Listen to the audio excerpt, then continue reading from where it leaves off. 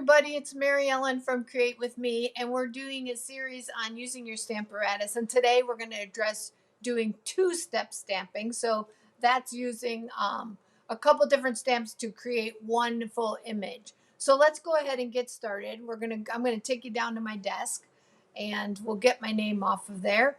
And here's the Stamparatus tool. Excuse me. If you didn't see the basics, we've covered the basics of the tool in one video, and then we've covered hinge stamping in the second video, and this is the third in the series on two-step stamping. So I am going to use today a stamp set called, let me grab it here, Art Gallery. It's from the new January to June mini catalog. You can find it in there on page 32 and 33.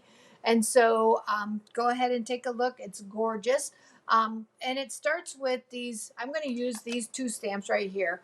And Stampin' used to be kind of known for their two-step stamps. We don't have as many, but I still love them. So sometimes it's hard to position these perfectly when you're just using a block. So I love to use my Stamparatus.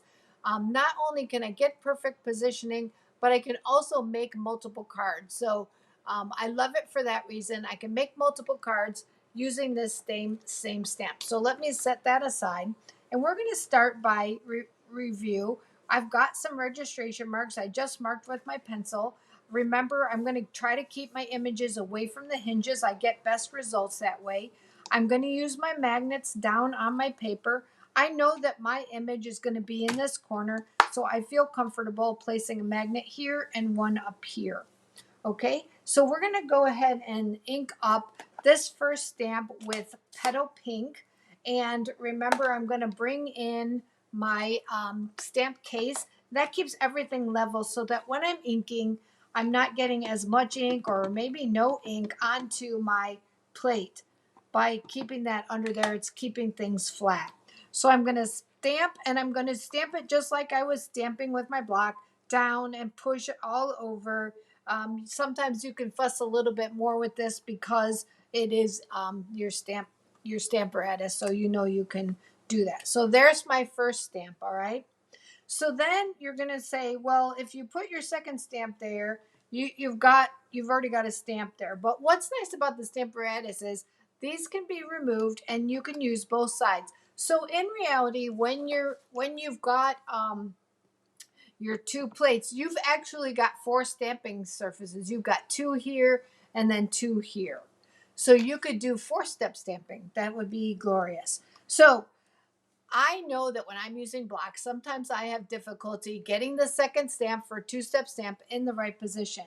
So I can fuss a little bit in right here and get this in the perfect position. I only have to do it once. You might say, well, I don't want to fuss with it. Well, I only have to do it once. Once it's in position, then for every card, it's going to be done. So here's my flat surface. My other stamp's on this side.